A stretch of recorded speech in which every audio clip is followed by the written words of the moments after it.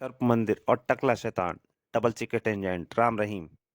दोस्तों, आपने इसके पहले भाग में पढ़ा कि शिवानी नाम की एक लड़की गांव में अपने पिताजी के साथ रहती है और पढ़ाई लिखाई भी करती है और जूडो कराटे में माहिर है। एक बार जंगल में उसकी कुछ गुंडों से मुठभेड़ हो जाती है, तो वह उन्हें मारकर भगाती है और उनमें से एक गुंडा जब मंदिर में घुसता है तो उसकी गर्दन कटी लाश बाहर आकर गिरती है। जब अखबार में ये खबर राम पढ़ता है तो राम उस सर्प मंदिर के बारे में पता करने के लिए वहां आता है, परंतु जब अंदर जाता है तो उसका कुछ पता नहीं लगता और उसकी जगह निकलता है एक टकला शैतान। उस टकला शैतान के हाथ में एक फोटो होती है जो कि होती है शिवानी की। वह शिवानी के बारे में सब जगह पूछता फिरता है और उसका पूछते पूछते वह मकड़ियानी के होटल पहुंच जाता है, जहां उसकी मकड़ियानी के गुंडों से लड़ाई होती है। तो वहां पर उसको शिवानी के बारे में पता चल जाता है और फिर वह शिवानी के लिए पकड़ने के लिए चल पड़ता है। दोस्तों, यहाँ तक की कहानी आप सर्प मंदिर और टकला शैतान के पहले भाग में पढ़ चुके हैं। अब उसके आगे और टकला शैतान वापस सर्प मंदिर में जाकर रात गुजरने के बाद सुबह ही शिवानी के घर की ओर चल पड़ा। जबकि सुबह सुबह शिवानी झुमरू नगर में अपने गांव वापस लौटी थी। राम राम, पता नहीं वह लड़का कहाँ गायब हो गया। अरे काका, तुम राम राम जपते हुए सुबह सुबह कहाँ जा रहे हो? एक रिपोर्ट दर्ज कराने पुलिस स्टेशन जा रहा हूँ। पता नहीं वह बेचारा कहाँ होगा। किसकी बात कर रहे हो काका?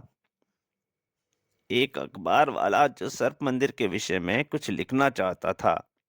कल हमारी धर्मशाला में आकर ठहरा था, लेकिन वह कल संध्या से गायब है। ओह, क्या सोचने लगी बिटिया? कुछ नहीं। तुम एक काम करो काका, अपनी लाठी मुझे दे दो और मेरा यह सूटकेस घर पहुंचा दो। लेकिन तुम कहाँ जा रही हो? उस अखबार वाले को खोजने। तब ठीक है। कुछ ही देर बाद सर्प मंदिर में आगे मार्ग बंद है और गलियारा बाई ओर मुड़ रहा है। फिर आगे बढ़ती शिवानी जैसे ही बाई ओर मुड़ी, एक द्वार से बड़ी तेज से निकला उसके साथ सू। उफ। और जब वह गुबार साफ हुआ, इतने रंगों का फर्श, जरूर कोई खास बात है। मुझे फूंक फूंक कर कदम आगे बढ़ाना होगा, चाहे कुछ भी हो। आज मैं इस मंदिर का रहस्य जानकर ही रहूंगी। फिर शिवानी लाठी से फर्श को ठोक ठोक कर चेक करती हुई एक एक करके आगे बढ़ती चली हुई लंबे चौड़े हाल में पहुंच गई। अरे, वह भारी मशीनरी कैसी? और जैसे ही शिवानी मशीन की ओर बढ़ी, अरे, और यदि शिवानी तेजी से नीचे झुकना जाती, निश्चित रूप से उसकी गर्दन उस धारदार ब्लेड से कट जाती। एक ब्लेड उसके ऊपर से बड़ी तेजी से गुजर गया था। अब समझी लोगों की सरकटी लाशें बाहर कैसे मिलती हैं। मैंने सफेद पत्थर पर पैर रखा था। यह मशीन शायद उसी का हरकत आई थी। अतः अब सफेद पत्थर पर पैर रखना खतरनाक होगा। फिर कुछ सोचकर शिवानी ने लाल पत्थर पर अपनी लाठी टिकाई। कोई हरकत नहीं हुई। मुझे लाल पत्थर पर पैर रखकर ही आगे बढ़ना चाहिए। और फिर वह लाल पत्थर पर कूदती हुई आगे बढ़ने लगी। ओह, यह पत्थर तो बाईं ओर दीवार की ओर जा रहे हैं, मतलब वहां कोई गुप्त मार्ग है। और जैसे ही वह दीवार के करीब पहुंची, दीवार एक आवाज के साथ एक तरफ सरक गई। ओह, मेरा संदेह ठीक निकला। परंतु दूसरी ओर दृश्य देख। Oh no. उसके मुंह से एक चीख निकलती रह गई। वहां सबके कंकाल मुंडमाला पड़ी हुई थी सिरों की। कुछ संभलने पर तो खोपड़ियां यहाँ एकत्रित हो जाती हैं और धड़ बाहर चला जाता है। निसंदेह यह सिस्टम किसी शैतान वैज्ञानिक की दिमाग की उपज है। फिर कुछ सोचकर नीले पत्थरों से होती हुई दाईं ओर बढ़ने लगी। जरूर इस तरफ भी कोई गुप्त मार्ग होगा। और वास्तव में जब वह उस दीवार के निकट पहुंची, वहां पे भी एक दरवाजा सरक गया था। यह मार्ग सुरक्षित मालूम पड़ता है। शिवानी सावधानी के साथ जैसे ही उस गलियारे से आगे बढ़ी, तभी वहां दरवाजा सरक गया और कुछ देखकर वह हैरत में पड़ गई। ओह। उस गैरेज से जलती हुई शिवानी सर्प मंदिर के मुख्य कक्ष में पहुंच गई थी। वहां त्रिदेवों की मूर्ति लगी हुई थी। जय ब्रह्मा विष्णु महेश। तो असली सर्प मंदिर यह है, लेकिन वह अखबार वाला कहाँ होगा? वह कई मार्ग थे। कुछ सोचकर शिवानी एक द्वार में प्रविष्ट हुई और चिल्लाई हुई, कोई है? क्या तुम मेरी आवाज सुन रहे हो? शीघ्र ही, कौन है? मैं यहाँ कह दूं। अपनी बुआई और रायदारी में आगे बढ़ो। शायद वही है। शीघ्र ही, क्या तुम अखबार वाले हो?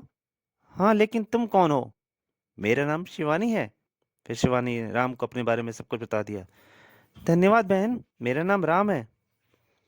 लेकिन भैया, तुम यहाँ पर किसने कैद किया? एक टकले शैतान ने। वह बहुत ही खतरनाक और भयानक है। जब मैं सर्प मंदिर में प्रविष्ट हुआ तो किसी तरह उस कटर ब्लेड से बचकर बचाता हुआ सर्प मंदिर के मुख्य कक्ष तक पहुंचा, परंतु तभी मेरे पीछे वही शैतान आ गया। कौन हो तुम? तुम्हारी मौत। यहाँ का रहस्य जानकर तुम मेरे लिए खतरा बन गए हो, अतः मरने के लिए तैयार हो जाओ। लेकिन मैंने उस पर गन से फायर कर दिया। खबरदार आगे मत बढ़ना वरना मारे जाओगे। परंतु वह जब नहीं रुका तो उस पर एटमी किरणों का प्रभाव न होते देखकर मैंने उस पर लैंसन गोलियां दागी। ही, तुम्हारे ये सर अस्त्र शस्त्र सब मुझ पर बेअसर हैं। मुझ पर कोई शस्त्र असर नहीं करेगा। और फिर उसका एक घूंसा मेरे चेहरे पर पड़ा और उसके बाद मुझे कोई होश नहीं रहा। और जब होश आया तो स्वयं को इस कोठरी में पाया। मेरा अंदाजा है कि सर्प मंदिर के रहस्य में टकले शैतान का कोई हाथ नहीं है। यह तो अंग्रेजी के जमाने की किसी जालिम जमींदार ने किसी वैज्ञानिक की मदद से इस मंदिर में ये यांत्रिक कत्लगाह बनाया होगा, या वह अंग्रेजों के विरोध और अपने दुश्मनों को किसी तरह भेजकर उन्हें मौत की घाट उतारता होगा। मेरे द्वारा प्राप्त जानकारी के अनुसार जब कोई इस मंदिर में प्रवेश कर प्रथम हॉल में सफेद पत्थर पर पैर रखता है तो ब्लेड से उसकी गर्दन कट जाती है। फर्श पर बाईं ओर ढलान होने के कारण उसका सर कटकर लुढ़कता हुआ गुप्त द्वार से होकर एक कमरे में पहुंच जाता है और धड़ लिफ्टनुमा फर्श से बाहर की ओर चला जाता है और धड़ को गैलरी के अंत में एक पहुंचने पर एक स्प्रिंग दास प्लेट से उछलकर मंदिर के द्वार के बाहर जाकर गिर जाता है। ओह, लोगों को मारने का कितना क्रूर तरीका अपनाया था उस शैतान इंसान ने। हाँ, लेकिन अब हमें टकले शैतान की खोज करनी चाहिए। वह कुछ ही देर पहले यहाँ से गया है और उसे किसी की तलाश है। उन्हें नहीं पता था उसे किसकी तलाश थी। शिवानी के घर में। वह उनके पिताजी को पीट रहा था। आई, बोल बुड्ढे, तेरी लड़की कहाँ है, वरना मैं तेरे शरीर को एक एक अंग को उखाड़ फेंकूंगा। तू चाहे मेरी जान ही क्यों न ले ले, मैं तुझे नहीं बताऊंगा। तब तक उसकी अंधी माँ आ चुकी थी। हाँ, ये क्या हो रहा है? हम तो तू इस तरह नहीं मानेगा। उसने उसके पिताजी की टांग उठा ले। बाहर से वो बूढ़ा आदमी देख रहा था। जल्दी से शिवानी बिटिया को ढूंढकर उसे खबर करूं। शिवानी का पिता अथाह पीड़ा से बेहोश हो चुका था। हाय मेरे स्वामी, बोल क्यों नहीं रहे? तूने उनके साथ क्या किया है शैतान? शायद यह मर गया है। उसकी अंधी मां चिल्ला उठी। नहीं, नीच, मैं तेरा खून पी जाऊंगी। उधर जब काका ने राम और शिवानी को टकले की सारी करतूत मालूम पड़ी तो पूरी शक्ति से घर की ओर दौड़ पड़े। बेटा घबराना नहीं, मैं अभी पुलिस लेकर पहुंच रहा हूँ। जबकि इधर, जल्दी बता बुढ़िया, शिवानी कहाँ है, वरना तेरा टैटू दबा दूंगा। तब तक राम और शिवानी वहां पहुंच चुके थे। ठहर शैतान, ओ ये आजाद कैसे हो गया? और ये लड़की? शिवानी ने उस पर वार किया। ऐसा लगा जैसे मेरे पैर फौलाद से टकराया है। राम का गुस्सा उसके चेहरे पर पड़ा। खट्टा तो इसके चेहरे पर प्रहार का असर होता है। शिवानी बहन, चेहरे को छोड़कर इसका पूरा जिस्म फौलाद का है, इसके चेहरे पर ही प्रहार करो।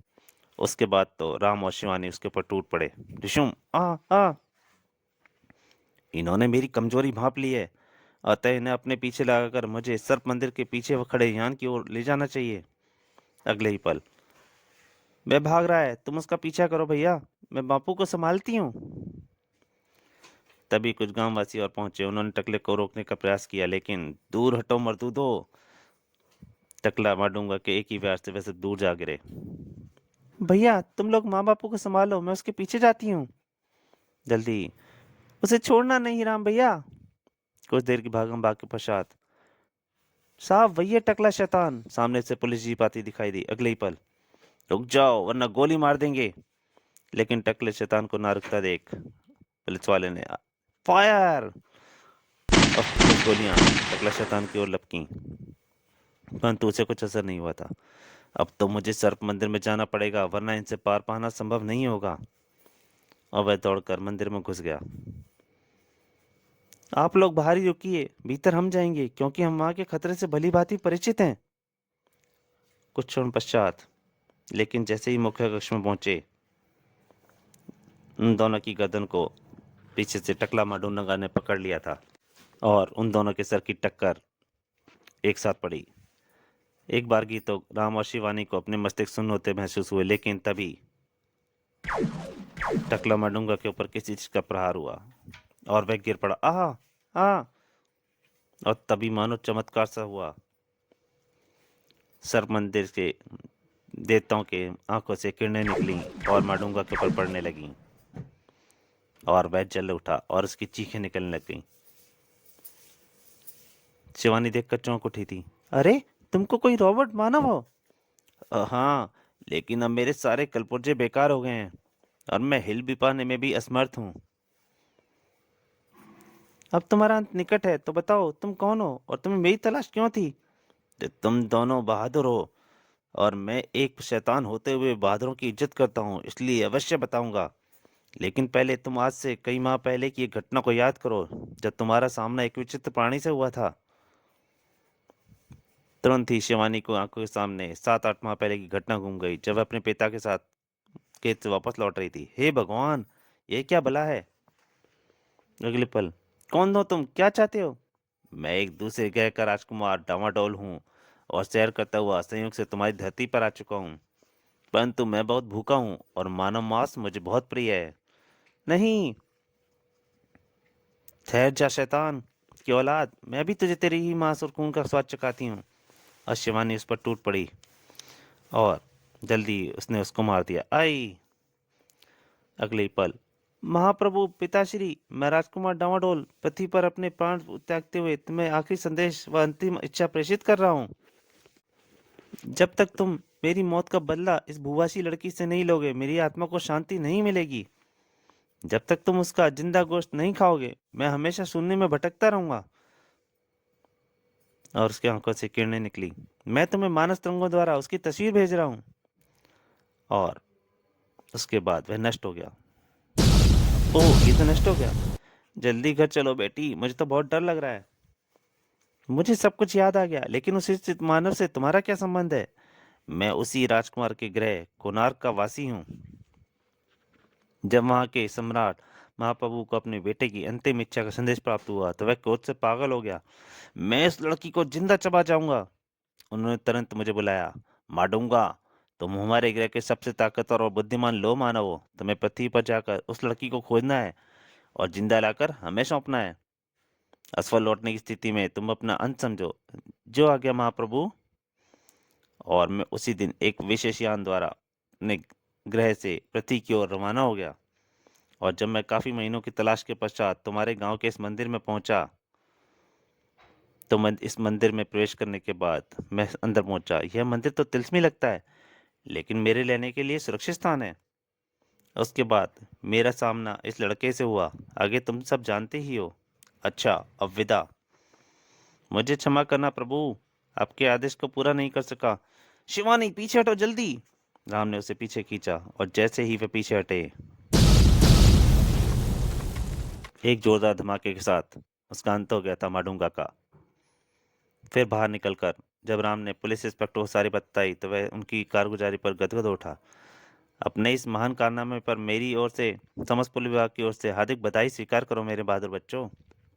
उधर, ओ माडूंगा की मौत के सारी मेरा अंतकाम भी अधूरा रह गया, मुझे क्षमा करना राजकुमार। और फिर अगले दिन झुमरूगढ़ में, गला सूख रहा है, ला कुछ रुपए दो। लेकिन मेरे पास तो एक फूटी कौड़ी भी नहीं है। तो ला, ये मंगलसूत्र ही दे दे, आज इसी से काम चला लूंगा। नहीं, हरगिज नहीं, छोड़ो इसे। अच्छा, जिद करती है तो फिर ये ले। वह उसके ऊपर हाथ उठाने ही वाला था, परंतु पीछे से उसका हाथ किसी ने पकड़ लिया। कौन? ये मैं हूँ जीजा जी, आपकी साली शिवानी। तो तुम में इतना साहस कि मेरा हाथ पकड़ा? बस जीजा जी, बहुत हो चुका। आज के बाद फिर कभी ये हाथ दीदी पर उठाया तो माँ कसम, यह हाथ आपके कंधे पर नहीं रहेगा। अगले ही पल उसका सारा नशा हिरन हो गया। ना ना, मेरे बाप की तौबा, जो आज के बाद अपनी पत्नी को ये क्या किसी भी नारी पर निर्बल समझकर उस पर अत्याचार करूं। और फिर जब राम ने वापस लौटकर रहीम को सर्प मंदिर के बारे में बताया, सचमुच इस बार तुम्हारा सामना बड़े अजीब केस में पड़ा था राम भैया। तो दोस्तों, ये कहानी समाप्त होती है। अगले अंक में फिर हाजिर होऊंगा, तब तक के लिए नमस्कार।